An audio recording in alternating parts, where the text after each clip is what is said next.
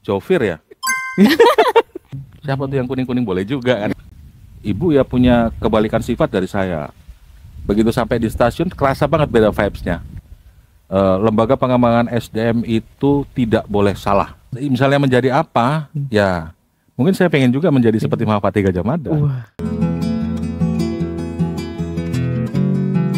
Dari Jogja untuk bangsa, suara kita semua.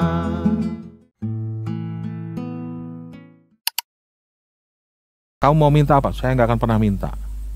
Saya tidak pernah minta apapun. Saya tidak pernah juga kalau memang itu haknya teman-teman silahkan gitu ya. Saya percaya rezeki orang ada dan rezeki saya pun ada. Udah gitu aja. Betul. Wah, Pak, ternyata udah pagi, Pak. Iya, gak nyangka dari malam kita ngobrol kasihkan sampai pagi begini ya. Tadi kan sampai menangani beratus-ratus orang di sini. Nah, dari beratus-ratus orang di sini kan sifatnya tentu beraneka macam ya Pak. Yeah. Pasti banyak yang bikin Bapak senang, bikin gede gitu juga ada ya Pak. Nah, kalau Bapak lebih gampang mana nih Pak? Pura-pura tenang padahal emosi atau mending pura-pura tenang padahal pengen ngakak? Saya harus menahan semua hal yang memang gini, sebagai seorang pemimpin kan kita harus bisa mengayomi, ya, harus bisa memahami, mengerti. Jujur ya, saya harus lebih bisa menahan emosi untuk bisa terlihat di depan teman-teman semua bahwa saya nggak ada apa-apa gitu.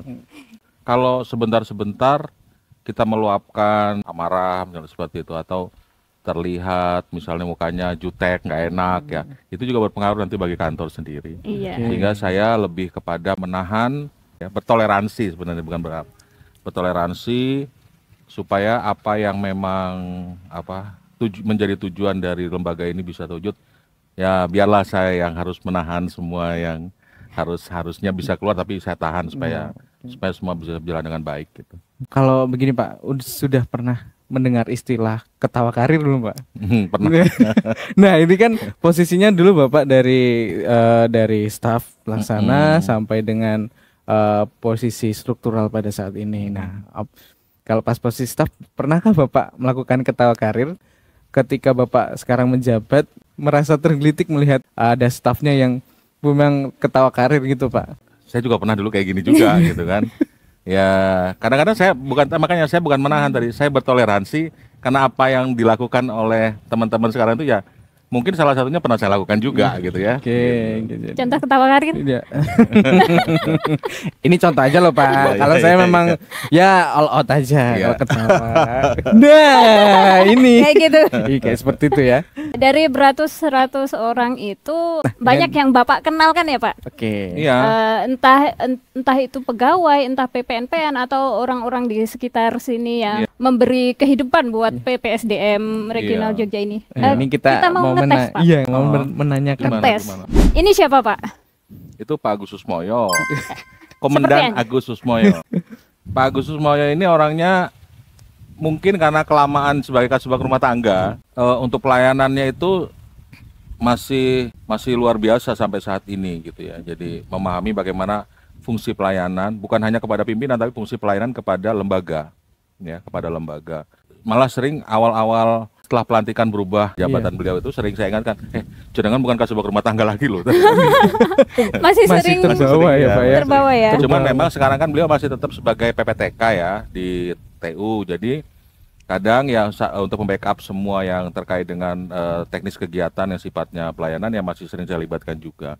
Oke. Kalau yang selanjutnya ini Pak, itu Mas Warto. Mas Warto itu playing victim saya di rumah. playing victim. Gimana itu Pak? Kok bisa playing victim? Ya itu teman-teman serumah itu artinya gitu. Yang memang menemani saya sehari-hari. Ya yang banyak membantu dalam artian yang sifatnya pribadi. Selanjutnya ini Pak. Yang ini Pak. Wah, ini kan si Jofir ya. Beliau adalah sosok pria metroseksual. Gitu. Ingat itu Mas Jofir ya. Stylenya agak unik ya. Unik bagi kita, mungkin bagi beliau tidak. Itu ya bagian cara bagaimana beliau menunjukkan eksistensi dari sifat beliau seperti itu. Kadang-kadang. Pusat perhatian dari kostum beliau. Ya kadang-kadang. Tapi kadang-kadang ya normal gitu. Normal dalam arti gini. Tidak terlalu mencolok gitu ya, tapi kadang-kadang ya wow kita melihat ada perbedaan yang luar biasa gitu. Memang jadi ikonnya kita Pak, jadi ikonnya PPSDM karena menjadi highlightnya. Iya betul sekali. Betul Pak. Nah, Ini, Pak. yang berikut, Pak. Ini Mas yang di koperasi, karena saya sering nongkrong juga di koperasi, jadi Mas Dwi lebih kepada ya namanya di koperasi ya, jadi melayani semua. Orangnya baik juga, luar biasa, totaliter di dalam proses penjualan gitu. Siap mengantarkan es teh Dia kemana-mana. mengantarkan es teh teh kemana-mana. teh dan kemana-mana. berbagai konsumsi apabila ada jamuan-jamuan kemana-mana. Terakhir Pak. Apa ya? Kayak kenal itu. Aduh, siapa kira-kira Pak? Ini kalau nggak kenal keterlaluan ini Pak. Itu adalah ibunya anak-anak. Ibunya anak-anak. Iya, nah. Ketua Dewan Wanita PPSDM Yogyakarta. Nah, Ibu itu aslinya Klaten. Kalau dibilang kapan kita bertemu, Iya. ya kita bertemu di kampus, jujur aja. Pada saat semester berapa saya lupa, saya itu mengulang mata kuliah. Mata kuliahnya kalau nggak salah ilmu budaya apa-apa gitu kalau nggak salah. Ilmu Oh budaya. bukan yang terkait akuntansinya ya? Bukan, bukan. Ilmu budaya kalau nggak salah itu. Nah terus akhirnya kan saya masuk ke kelas yang di bawah saya kan, di bawah semester Iya. saya itu waktu itu. Nah saya belum kenal pada waktu itu, tiba-tiba beliau nih, saya udah duduk memang karena saya mengulang kan malu kalau duduknya di depan kelihatan. Jadi saya duduk paling belakang itu memang. Karena beliau telat jalan masuk duduk di depan. Saya lihat langsung begini kan. Nah situ saya pertama kali ini Langsung first nyetrum in- di hati. first impression ya, Pak, ya? Cinta pada pandangan pertama. nah itu dia. Jadi saya masih ingat banget beliau kuliah pada waktu itu pakai kemeja warna kuning. Kuningnya kuning soft ya, kuning soft. Siapa tuh yang kuning-kuning boleh juga kan? Karena selama ini jujur dari ada perasaan suka-sukaan itu belum pernah sama sekali menyatakan cinta ya. Sejak Bapak kecil. Ya sejak saya kecil. Berarti ini Ya ibu ini lagi ini cinta pertama Oh, dan cinta pertama langsung. ya. berarti nggak ada Ya, mantan yang gitu saya ya? sampaikan ya. Oh, kira-kira iya. Seperti itu. Berarti yang nggak disampaikan banyak dong Pak. Nah, ya yang tidak disampaikan ya mungkin ya saya suka beberapa cewek, ada yang saya suka tapi pada saat sekolah, kemudian pada saat kuliah nggak jadi karena kita berbeda kota. Kan dulu kan waktu sebelum masuk S1 itu belum ada handphone. 2001 itu saya baru dibelikan handphone gitu ya. Tapi udah beda, tidak seperti pada masa-masa SMA. Itu kan cinta SMA itu. Cinta SMA tapi tidak terucapkan. Berarti ibu ini cinta pertama, Benar-benar. terakhir dan satu-satunya. Ya, kalau yang terucap ya. yang diucapkan. Iya, ya loh. maksudnya yang Iya. diutarakan langsung. Pada waktu mau wisuda, saya digodok-godokin teman-teman gitu kan. PW-mu sopo gitu kan. PW itu apa? Aku juga gak tahu. Dapat apa wisuda? Lah nanti kan ada bapak ibuku, bukan katanya kan gitu. Nah, di situ saya malah skripsi saya itu nggak saya pikirin, akhirnya selesai. Tapi malah yang saya fokuskan mikir ya nyari PW-nya ini siapa itu gitu. Malah pokoknya nyari Iya, PW-nya malah ya. lebih pusing mencari Nah, PW-nya ternyata. Teringatlah saya pada waktu itu yang Yang si baju Baju kuning kuning. pada baju waktu kuning soft itu ya, Pak ya. Mulai saya selidiki kembali. Saya kan orang Virgo kan suka menyelidiki ya. Nah, jadi Curiosity-nya tinggi. iya, ya. jadi ini baru saya sedih. Oh ini kosnya di mana? Tinggalnya di mana? Bener-bener saya buntutin motornya tuh tempat-tempat itu. Jadi pada waktu beliau mau pulang, itu orangnya yang itu tuh gitu kan. Oke. Nah, udah jadi memang kalau tempat kosnya nggak jauh-jauh dari kampus pada waktu itu ya. Jadi begitu saya tungguin gini, begitu saya jalan ngambil motor, saya lihat berapa meter gitu saya ada di belakang dia. Begitu udah dia mampir kosnya, saya oh di sini kosnya. Udah saya langsung bablas. Nah besoknya baru itu. Mungkin zaman sekarang juga begitu. Modusnya kan pinjam catatan kan begitu. Nah, jadi begitu pinjam catatan ya udah pura-pura kenal-kenal dia, akhirnya ya seperti inilah sekarang. Rentang waktu setelah Bapak menyelidiki ini langsung base keesokannya atau beberapa hari selanjutnya? Besokannya. Langsung ya Pak? Iya. Ya? Wah, langsung. Besoknya karena kan PW dituntut cepat. Dituntut cepat untuk menjadi PW. PW aja pakai deadline. Iya. Jadi pada waktu itu rencananya bukan untuk menjadi istri, hanya untuk menjadi pendamping wisuda. Ternyata kalau misalnya saya nanti wisuda, beliau itu nanti wisudanya 1 periode setelah saya. Akhirnya saya nunggu waktu beliau itu untuk sama-sama wisuda. Saya yang mengalah untuk mundur periodenya. Mundur 1 periode lah. 1 periode itu berarti kira-kira 2-3 bulan ya. Hanya sebagai cerita supaya punya foto bahwa kita tuh wisuda bareng. Sudah bareng tuh. Jadi bahkan untuk diceritakan kepada anak cucu pun saya rencanakan itu, Mbak. Sudah Supaya fotonya itu berbicara bahwa kita wisuda bareng. Kami menikah itu di 8 Januari 2011. Habis Itu saya ultah sudah pernikahan di ya? Kemendagri 4 tahun ya. Kemendagri 4 tahun. Jadi saya masih bolak-balik pada waktu itu Mas, 4 tahun, 2011, 2012 anak pertama saya lahir. Nah, di Jogja juga lahirnya. Jadi istri masih bekerja di PNS di Inspektorat Klaten. Saya masih Jakarta, anak sama istri di sini. Otomatis setiap Sabtu Minggu saya pulang ke Jogja. Jumat sore Pak. Iya. Karena kalau kita istilahnya PJKA juga ya? Ya PJKA. Kadang-kadang itu saya lebih memilih pada waktu itu untuk bisa dinas ke wilayah timur. Itu kan ada alasannya. Kalau dari wilayah timur pasti transit di Makassar. Iya. Nah, teman-teman saya transit dari Makassar itu langsung ke Jakarta. Saya dari Makassar pulang ke Jogja. Itu sebenarnya. Kira-kira 8 tahun lah kita terpisah.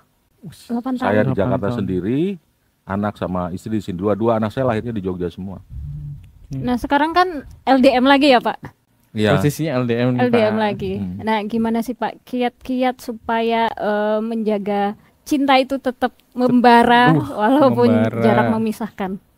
Setiap pasangan itu kan pasti punya caranya tersendiri ya. Kepercayaan antara dua pasangan itu ya bagaimana kita berinvestasi kepada pasangan kita dari dulu sebenarnya, dari sebelumnya. Intensitas kami berkomunikasi sebenarnya ya nggak terlalu gitu-gitu amat. Nggak intens banget gitu ya? Nggak setiap saat misalnya WA atau telepon atau video call. Maka kami jarang-jarang video call. Kalau pas di antara maghrib menjelang ke Isya, jadi sambil menunggu sholat Isya tuh saya video call di dalam kamar sambil membuktikan bahwa saya di kamar aja gitu. Habis itu? Habis itu Dan beliau kan juga tahu saya tinggal di sini kan, Iya. di sini. Biar kenapa saya milih di sini supaya beliau juga merasa saya juga terkendali ada di sini aja, nggak kemana-mana. Kalaupun pergi pasti kan ada pendampingnya ini dan ada pamdal di depan. Tapi kalau saya tinggal di luar rumah sendiri di Condong Catur, mungkin kan pasti akan ada kenapa dan sebagainya. Nah, saya cara untuk bisa supaya pasangan itu juga bisa mempercayai kan gitu. Ya kita sendiri juga harus mengendalikan bagaimana supaya pasangan kita percaya. Tetap Begitu komitmen. komitmen ya, Pak, ya. itu tidak harus diucapkan. Iya. Tapi tindakan-tindakan kita itu bagaimana caranya supaya apa yang kita lakukan itu membuat dia tenang di sana. Jadi saya lebih melalui tindakan aja ya. Iya. Oke. Action speak louder than word. Saya ceritakan apa adanya bahwa saya memang dari kecilnya itu bahwa mungkin saya hanya bisa berkumpul bersama bapak saya sendiri pun hanya 5 tahun dalam kehidupan saya. Anggaplah sekarang saya usia udah 44. Selama 40 tahun ini saya terpisah. Nah, hal-hal seperti itu saya sudah terbiasa. Makanya saya terbiasa sendiri dari dulu melakukan sendiri itu karena keadaan memaksa saya untuk seperti itu. Maka pada waktu saya ditugaskan kembali ke Jogja, ya, apalagi masih di Jogja ya, tidak ada sedikit pun keraguan dari istri ataupun ketakutan gitu-gitu untuk ditinggal tuh enggak. Tapi apa yang membuat Bapak dulu memutuskan bahwa ibu ini she's the one gitu, Pak? Itu yang semalam kita cerita di luar dari Di luar cerita dari- ini saya punya sifat yang melankolis bagi saya, Melankolis dan koleris. rapihan, koleris. Nah itu saya itu nggak semudah begitu melihat wanita begitu ya, kelihatan looknya bagus atau cantik begitu tuh. Tapi bagi saya bukan ini. Saya melihat ibu pada waktu itu ya cerdas, pintar, bisa mengimbangi cara saya Iya. bicara dan sebagainya. Walaupun bicaranya kita juga tidak intens selalu bicara terus, tapi kalau pada saat kita ada hal yang perlu kita bahas itu TikToknya enak, nyambung. Itu satu.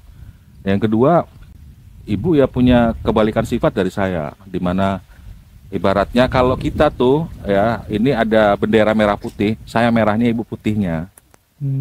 Ya, jadi kalau sifatnya merah misalnya dia sifatnya gegas, berani dan sebagainya. Nah, ibu yang ngademin. Mungkin ya ini yang digariskan oleh Yang Maha Kuasa bahwa untuk mengimbangi pasangan itu memang harus seperti itu. Iya. Gitu ya. Saling melengkapi ya, Pak. Saling melengkapi. Sangat jauh sekali bedanya juga gak bagus ya. Dia bisa mengimbangi dari cara atau sifat saya kira-kira seperti itu. Beliau itu yang saya lihat itu tenang orangnya. Tenang dan enggak pernah marah. Saya nggak tahu marahnya beliau seperti apa sebenarnya. Belum Karena pernah. dari sampai saat ini, anggaplah 8 Januari kemarin kita baru pernikahannya keberapa tuh berarti? 24 itu 13 tahun ya. 13 tahun itu saya belum pernah beliau itu meluapkan amarahnya itu dalam bentuk yang luar biasa gitu, enggak. Selama ini pun juga kalaupun misalnya saya tahu dia kesel, tahu gitu ya, kesel. Tapi beliau paling diam sebentar, habis itu ya paginya itu udah enak lagi. Mungkin dari situ juga saya ya biasanya namanya kita sudah di kantor berhadapan dengan teman-teman semua di situ dengan sifat yang berbeda-beda tadi, saya pun tidak pernah yang namanya membawa segala persoalan dan beban kantor tuh saya bawa ke rumah. Keluar dari kantor ya meja kerja harus sudah rapi. Jadi sampai sekarang saya masih membudayakan itu. Saya tidak pernah menyimpan surat-surat di atas meja saya. Iya, jadi, bersih sekali bersih. mejanya. Soalnya kalau Rapi. teman-teman pernah melihat meja saya itu, sampai rekan-rekan kerja saya di kantor juga di Kalibata pada waktu itu, saya sering ditanyain sering dibilang bahwa saya itu kerja apa enggak gitu loh. Kok nggak ada berkas di Nggak sini? ada berkas sama sekali saya. Jadi begitu berkas masuk, tak langsung panggil selesai gitu. Jadi saya yang tidak mau ada bola panas ada di meja Bapak saya. ya. Adem ayem Sifat juga ya Pak koleris ya. itu satset. Satset. Iya, Des. saya seperti itu. Kalau apalagi kalau pagi, kalau masih siang-siang ya ada proses kan di situ. Kira-kira jam-jam 3 sore atau jam 4 sore pasti akan tanya teman-teman masih ada lagi surat dan sebagainya. Kalau enggak ya sudah ini udah selesai gitu. Tapi pasti kalau udah di atas jam 4 sore ataupun masih pagi kira-kira sampai jam 10 itu masih bersih banget kantor di meja itu. Jadi saya hanya pergunakan untuk baca-baca atau apa. Kebetulan saya juga bukan orang yang suka juga di belakang meja. Selebihnya saya lebih banyak dari dulu untuk bersosialisasi dengan teman-teman gitu, membahas isu-isu, dan saya tidak terlalu suka protokoler juga memang gitu ya. Karena sambil ngobrol begini atau di kita ngopi-ngopi di mana itu saya lakukan dari dulu sebelum ada zaman-zaman ngopi-ngopi saya di sekarang ini gitu. Maka saya lebih suka ada ngobrol-ngobrol teman-teman di ruang terbuka, sambil membahas-bahas yang lain-lain seperti itu tuh.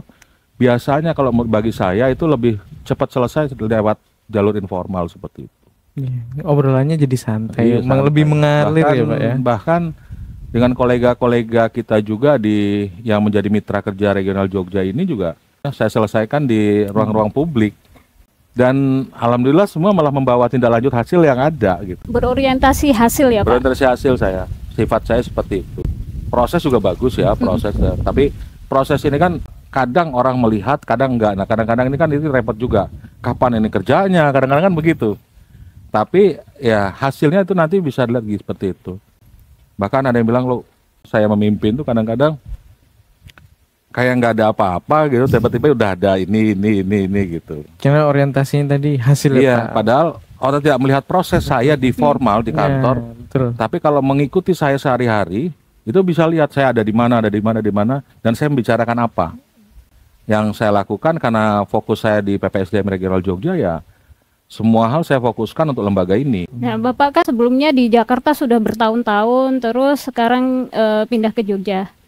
Yang Bapak rasakan perbedaan antara vibe-nya Jakarta dan vibe Jogja gimana Pak?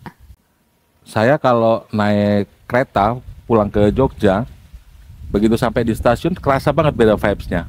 Sudah langsung beda. Hawanya beda gitu ya? Hawanya beda, dan Jogja kan berhati nyaman ya. Kenyamanan itu mahal.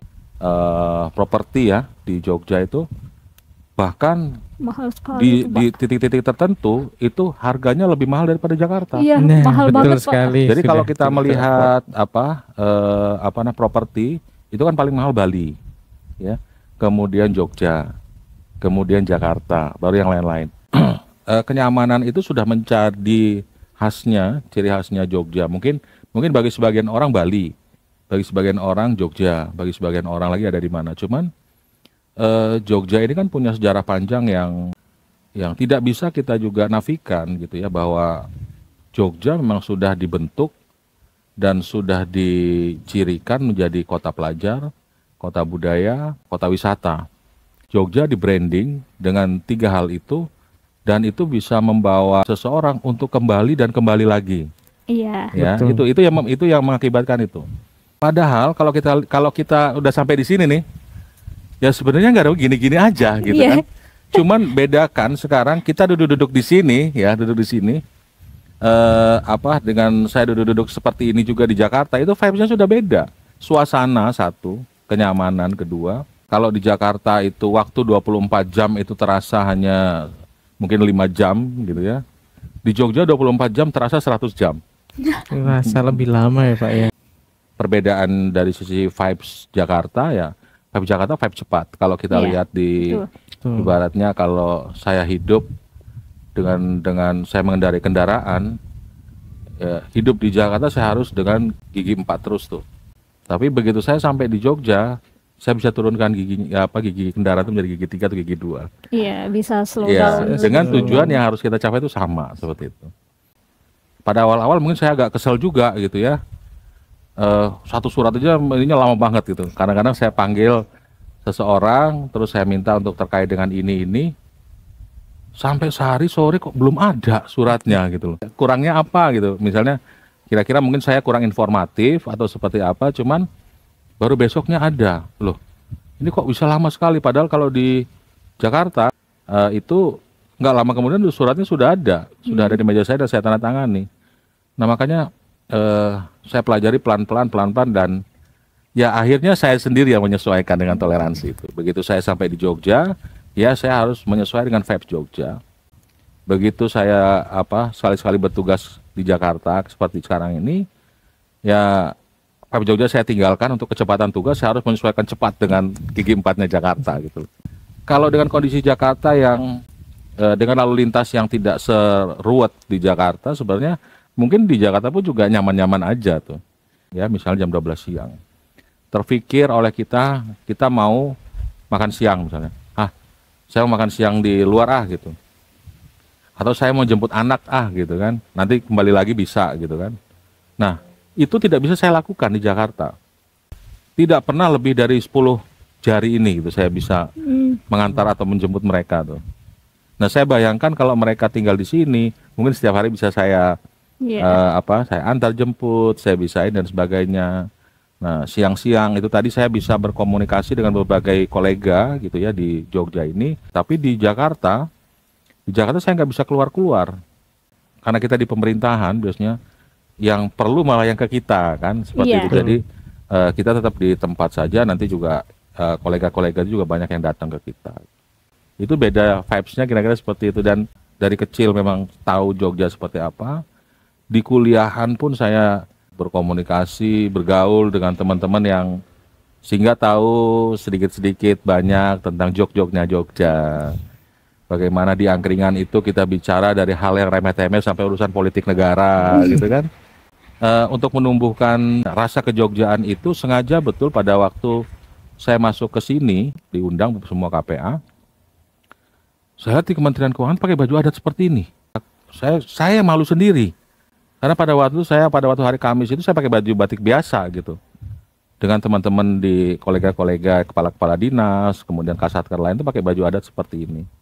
Nah, terus saya pulang saya tanya, kenapa kita nggak pakai baju adat seperti itu? Coba cari di mana dasar hukumnya supaya kita nggak terlalu berbeda dengan teman-teman yang lain. Begitu ada aturan seperti itu, saya siapkan nota dinas untuk internal. Nah, maka dari situ setelah itu setiap Kamis Pon kita menggunakan adat ini. Dan inilah yang membedakan juga regional Jogja dengan regional yang lain. Dan itu juga yang menginspirasi kita juga pada waktu itu, untuk kegiatan-kegiatan yang sifatnya terdiri dari beberapa teman-teman dari beberapa provinsi, kabupaten, kota.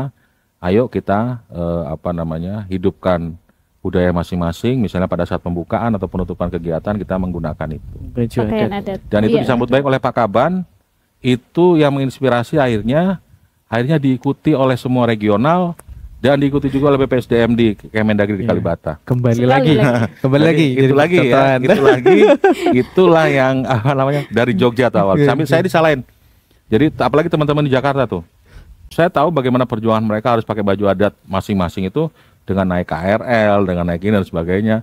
Dengan sedikit-sedikit mengumpat menyalahkan saya karena ini gara-gara ini kalau gua nggak Jogja nggak kayak gini kan. Ngerepotin orang kalau buat sesuatu yang positif itu ya, berpahala, jadi Pak. awal-awalnya itu mereka seperti itu. Tapi akhir-akhir ini menikmati juga. Iya. Semua itu kan perubahan di awal itu pasti membuat resistensi. Iya, betul. Tetapi setelah resistensi itu dinikmati, akhirnya nikmat juga gitu. Inspirasi bagi segmen podcast ini juga kan. Iya, betul sekali, Pak. Pojok. Ya. Podcast Kamispon. Kadang-kadang perlu saya tanya juga, ini host tahu nggak kenapa Kamispon dijadikan hari kita menggunakan baju adat? Iya, jadi Kamispon ini adalah hari lahirnya Provinsi DIY. Provinsi. Kalau sebelumnya itu sebenarnya diperingati di Kamis Pahing. Kamis Pahingan kalau dulu Hari jadi di Kota Jogja itu Kamis Pahing. Dan untuk yang provinsinya akhirnya dirubahlah ke Kamispon. Nah, semua jadi Kamispon. Jadi Kamispon. Ya, kenapa Kamispon itu ada sejarah panjangnya lagi? Kan Perjanjian Giyanti itu bukan sih? Iya. Tapi nanti ini bisa menjadi satu ini ya, menjadi suatu pengetahuan. Mungkin nanti ada podcast tersendiri nantinya untuk mendalami Kamispon ini ada apa gitu ya. Kamispon itu adalah hari di mana pada saat itu peletakan batu pertama pembangunan Keraton Yogyakarta. Setelah ditetapkan Yogyakarta ini menjadi satu keratonan sendiri setelah perjanjian Giyanti itu. Kan kira-kira seperti itu. Cuman itu juga perlu dan menarik nih. Kenapa juga pada waktu awal-awal saya bertugas di sini pun juga menggali satu persatu bangunan-bangunan kita di sini ya. Saya kok tahu hanya katanya ya. Terus kalau ditanya bukti itu nggak ada. Bukti apapun saudara-saudara nggak ada. Maka ada blessing in disguise lagi pada saat kami menguji salah satu teman-teman kita PKA gitu kan dari kota Jogja itu, dari Dinas Kebudayaan. Nah, itu saya challenge untuk membuktikan apa yang menjadi pertanyaan besar kita semua di sini itu untuk bisa membuktikan yang mana yang katanya bangunan cagar budaya itu. Jadi di luar dari tugas beliau untuk melakukan aksi perubahan tugasnya beliau itu, challenge tambahan dari saya adalah itu.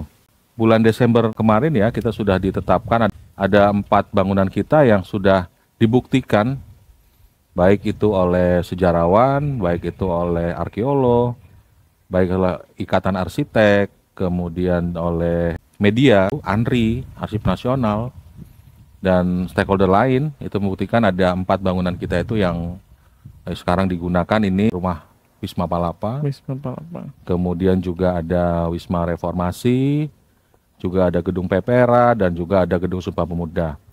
Nah, itu sudah ditetapkan, maka saya ambil kebijakan untuk mencirikan 4 bangunan itu sebagai bangunan cagar budaya. Maka di depan pintu masuk bangunan-bangunan 4 bangunan itu pasti ada garudanya. Nah, coba dilihat tuh gak ada garudanya semua sekarang. Itu untuk mencirikan. Baru sadar Pak. Baru sadar ya. Baru sadar. Jadi nanti di Pepera itu depannya udah Garuda depan lapangan. Coba aja lihat. Di depan gedung Sumpah Pemuda juga saya pasang Garuda. Oke. Ya itu. Wah sudah. Ini emang detail sekali. Detail sekali. Anak saya dua-duanya punya nama yang cukup unik juga. Kalian berdua nggak pernah dengar tuh di tempat lain.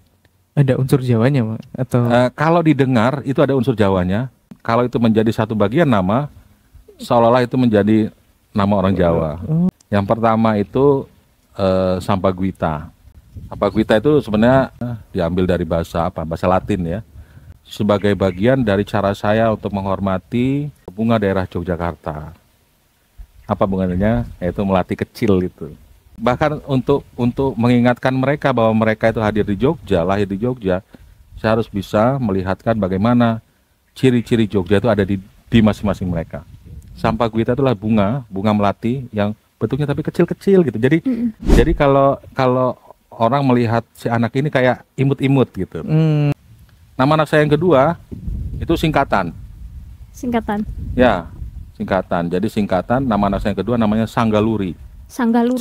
Sanggaluri. Sanggaluri. Disambungnya Sanggaluri. Jauh banget gak tuh? Sangganya iya. Iya. Ya, Songgoluri. Songgoluri. Karena kita sering melihat Songgobuwono. Iya. Ya kan? Singkatannya apa, Pak? Sanggaluri itu adalah sanggar ngeluru ilmu. Oke. Wah, ini sangat falsafah Jawa sekali ya, Bapak ini ya. Artinya bahwa beliau hadir di sini juga itu karena Jogja adalah tempat untuk menuntut ilmu. Tapi unik. Jadi kalau dulu dipanggil misalnya ada imunisasi, itu dua anak saya itu pasti ditanya sama suster atau dokter. Ih, namanya bagus sekali, nggak pernah dengar dan sebagainya gitu-gitu. Percaya atau tidak, Mbak Faiza, Mas Beta, nama Sampaguita udah saya persiapkan dari kelas 6 SD. Hah? Yakin, sumpah. Kok bisa? Gimana ini Pak ceritanya, Pak? Gimana coba Pak? Jadi ini. Dapat inspirasi dari mana itu, Pak? Gimana Pak ceritanya, Pak? Ada lagu, entah lagunya lagu Meksiko atau lagu Latin Spanyol lah gitu. Itu ada judul lagunya namanya Sampaguita. Terinspirasi dari itu ya. Dibilang lagu itu. Sebenarnya intinya di situ. Cuman saya sambung-sambungin karena memang juga bunga itu sering dipakai juga oleh wanita-wanita Jawa, misalnya sering jadi melati kan di sini. Iya, ronce melati ronce itu. Dan sebagainya, ronce keris dan sebagainya. Saya udah lupa iramanya, nadanya, cuman pada waktu itu saya suka aja. Dan setelah saya dengar penyiarnya lagu Sampaguita, itu saya catat, Mbak. Berarti itu sudah saya rencanakan dari tahun anggaplah SD kelas 6 itu tahun 92-93. Anak saya baru lahir 2012. SD kelas 6 udah mikir anak. Bukan mikir anaknya. Kalau nanti saya punya anak perempuan, akan saya namai ini. Pada saat beliau lahir tuh tiba-tiba muncul aja di memori saya, ketemu di mana itu muncul. Nah, itu saya kembali ketemu itu. Sampaguita. Kerikol gitu ya, Pak. Ini saya agak speechless dari tadi. Mendengarkan cerita Bapak ini ternyata banyak hal yang mind blow. Nggak tahu berapa tera ini. Iya benar, kapasitas. Soalnya banyak yang ingatannya gitu Bapak loh, nih pengingat yang handal ini. Ya, sebenarnya saya nggak ingat. Pada saat misalnya begini ya, saya ingat dari SD, SMP, SMA, kuliah itu saya nggak ingat sebenarnya. Tiba-tiba memang itu sudah diniatkan pada waktu berapa puluh tahun yang lalu, misalnya begitu. Ya pada saat dia lahir tuh, kok saya kembali keingat itu, dibuka itu. Dan tiba-tiba itu sama sekali tidak merubah satu huruf pun dari apa yang saya memori pada waktu itu. Sampaguita. Kalau Sanggaluri nggak saya memori itu nggak. Sebenarnya itu dari entah itu saya baca koran atau artikel gitu ya, yang ketemu kalimat itu sanggar ngeluru ilmu. Saya coba-coba tuh, karena kakaknya kan udah Sampaguita, udah S juga deh gitu kan. Coba-cobalah saya utak-utik singkatan dari sanggar, sangga, ngeluru, lu, ilmu i, Sanggaluri. Wah, keren. Unik juga nih. Kedengarannya seperti bahasa Sanskerta. Iya, Pak. Bapak kan dikenal dengan pemimpin yang tegas, berani, pantang menyerah gitu kan, Pak. Bapak pernah merasa takut nggak? Saya tuh nggak ada beban ya, Mbak. Artinya gini loh. Takut itu kan karena kita ada masa lalu yang menggentayangi kita. Masa lalunya banyak-banyak. Misalnya contoh gini. Saya takut keluar rumah atau saya takut keluar kantor misalnya gitu. Kenapa? Oh ternyata ada yang mau menagih utang saya, misalnya kan begitu. Takut kan? Saya nggak berani mengambil tindakan ini, misalnya begitu kan? Karena dulu masa lalu saya pernah ini segala macam. Nah, takut atau enggak itu karena semua yang saya lakukan itu semua sudah terencana. Itu yang kita bicarakan semalam. Supaya saya sudah merencanakan juga memitigasi resiko yang akan terjadi. Kenapa ada yang sekarang itu penghargaan Astabrata kalau disebutkan itu adalah jalan untuk kita bisa bertoleransi dengan keadaan dinamika dalam penentuan suatu prestasi misalnya. Kalau saya takut berarti pasti saya punya beban. Kalau saya punya beban berarti apa yang saya lakukan pada saat itu tidak saya rencanakan dengan baik. Kalau secara global insya Allah saya nggak ada pernah rasa takut. Karena apa? Untuk kita mengambil satu keputusan, yang pertama saya harus tahu dulu ilmunya apa. Dari situ saya harus rencanakan. Saya berprinsip kalau saya nggak tahu terkait dengan itu, mending saya nggak lakukan apa-apa. Itu yang saya lakukan gitu loh. Iya. Ya, Betul. tapi kalaupun saya nggak tahu tentang itu, saya pastikan ada orang yang bisa membackup saya dari sisi yang dia ketahui untuk bisa itu kita lakukan bersama-sama. Kan kita bukan berarti Superman, tahu segala hal. Iya, betul. Tetapi untuk untuk hal-hal tertentu, misalnya yang saya sedikit, misalnya begini, wah ini saya agak ngeri-ngeri juga nih kalau saya lakukan, saya nggak tahu apa-apa, saya nggak tahu hal terkait dengan ini, sehingga dari pergaulan saya bisa ingat bahwa oh yang bisa ini tuh orangnya ini. Itu biasanya saya panggil atau saya ajak ngobrol. Ya, Bapak kayaknya nandain orang-orang gitu. Oh ini bisa ini bisa ini, Iya, ini bisa ini saya gitu ya. begitu. Tapi saya bukan untuk pribadi sebenarnya itu. Karena untuk lembaga ini kadang-kadang harus menghadapi satu dinamika perubahan-perubahan di luar sana, sehingga saya bisa menyesuaikan itu. Sedangkan saya sendiri kalau pribadi itu punya keterbatasan. Maka saya harus mengambil atau melihat orang-orang tertentu di situ yang yang ini terkait dengan ini terkait dengan ini. Jadi Maka berkolaborasi. Kembali lagi ke kolaborasi, bahwa kita tidak bisa hidup sendiri, kita tidak bisa bekerja sendiri, dan saya menyadari itu. Karena kodratnya manusia itu Karena hidup kodratnya bersosial. manusia hidup sosial Iya. dan tidak bisa hidup sendiri. Betul sekali. Bahkan mulai dari lahir pun tidak bisa keluar sendiri kan. Nah, ke depan ini Bapak memiliki harapan ataupun target yang akan dicapai di luar obrolan yang semalam ketika Bapak menduduki posisi ini, kan ada berbagai faktor memang. Ya, Tapi di luar faktor-faktor tersebut, kita kesampingkan dulu. Apakah Bapak punya target untuk dalam jangka waktu terdekat ini, Ya. dalam kehidupan maupun pribadi maupun untuk instansi? ya, ini pertanyaannya bukan menggiring-giring mau habis ini mau pindah kemana lagi kan Pak? Enggak Pak, ini bukan. Enggak, saya target pribadi itu kadang juga bisa menjadi target organisasi. Tapi kalau target organisasi itu tidak bisa menjadi target pribadi. Organisasi kita ini bagian dari subsistem organisasi pengembangan SDM. Hal yang perlu kita ketahui itu adalah apa yang menjadi prioritas dalam pengembangan SDM itu sendiri. Terakhir Pak Presiden Jokowi, sekarang Presiden Prabowo gitu ya, menempatkan pada program pengembangan SDM ini masuk di prioritas nasional beliau-beliau. Nah, kita berharap sebagai lembaga pengembangan SDM, sebagaimana amanat Pak Menteri Dalam Negeri ya, lembaga pengembangan SDM itu tidak boleh salah dalam hal apapun. Itu beliau sampaikan seperti itu. Orang-orang yang berada di lembaga pengembangan SDM adalah orang-orang yang harus lebih tahu daripada orang yang akan dilatih. Jangan sampai orang yang nanti akan kita latih itu lebih tahu daripada kita. Nah, itu prosesnya Dikerjain panjang. nanti kita. Nah, jadi bagaimana kita di internal sendiri untuk kita bisa juga sadar bahwa kita berada di posisi itu. Maka apa yang bisa kita lakukan untuk lembaga ini, ya kita harus terus memacu diri kita untuk bisa seperti itu. Jadi tidak boleh ada kesalahan sedikit pun.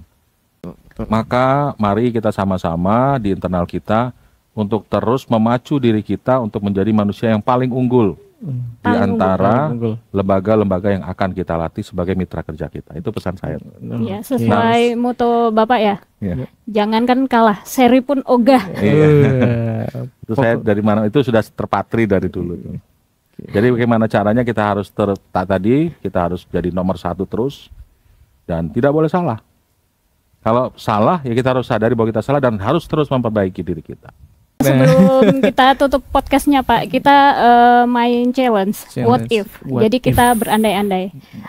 Misalnya Bapak dikasih kesempatan buat memiliki satu kekuatan super. Bapak Kira-kira pengen memiliki bisa kekuatan seperti apa? ngapain? Yang jelas kalau saya punya kekuatan, saya bisa mempengaruhi orang untuk bisa mengikuti apa yang saya mau. Ini ya, Leris sekali. tetap tidak jauh-jauh dari Iya. karakteristik Bapak ya. Ya, seperti ada filosofi gini loh. Kenapa Wisma ini disebut dengan Wisma Palapa? Itu saya mendapatkan cerita dari dari Pak Suroyo ya, Kapus Regional Jogja sebelumnya. kenapa ini dijadikan namanya menjadi Wisma Palapa? Dulu zaman Majapahit kita tahu bahwa Patih Gajah Mada mengucapkan Sumpah Palapa. Betul. Beliau berkeinginan bagaimana caranya supaya dengan Sumpah Palapa ini Nusantara terbentuk Nusantara yang satu kesatuan di bawah Majapahit, kan begitu. Ini disebut Wisma Palapa adalah supaya yang tidur di sini, yang tinggal di sini itu harapannya bisa menyatukan semua kekuatan resources yang ada di BPSDM ini untuk bisa seperti Gajah Mada membawa Majapahit Jaya untuk Nusantara. Sebenarnya kan di situ. Filosofi sekali ya. Iya. Kembali lagi filosofi Jadi sekali. kalau misalnya menjadi apa, ya mungkin saya pengen juga menjadi seperti Mahapati Gajah Mada. Wah.